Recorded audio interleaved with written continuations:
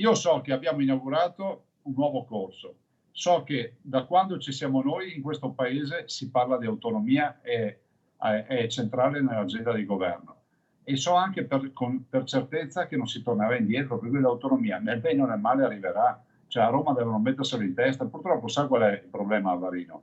Che a Roma percepiscono l'autonomia come una sottrazione di potere. Invece per noi l'autonomia è un'assunzione di responsabilità.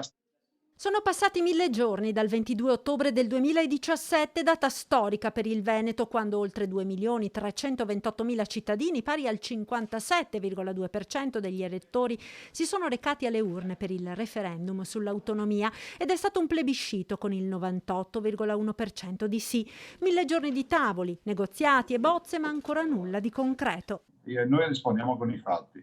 Sull'autonomia abbiamo lavorato tanto in questi 1000 giorni, abbiamo avuto interlocutori diversi, abbiamo avuto il governo Gentiloni all'inizio che non è che ci ha ascoltato tanto, poi abbiamo col quale abbiamo firmato una preintesa di 5 materie, poi lasciando le altre ad approfondire. Poi abbiamo avuto il governo Conte 1, penso che i risultati siano sotto gli occhi di tutti, i risultati zero, se non quelli del ministro Stefani che ha fatto un lavoro ciclopico per far partire tutti i tavoli con tutti i ministeri, poi il governo Conte 2 che a tutt'oggi non ha prodotto nulla.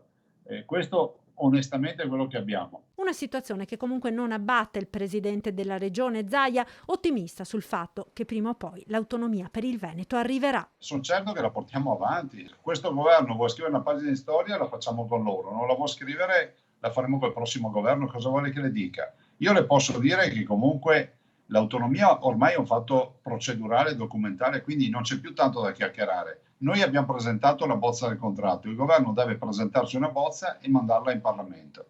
Se questo non accadrà vuol dire che le forze che ci governano sono contro l'autonomia.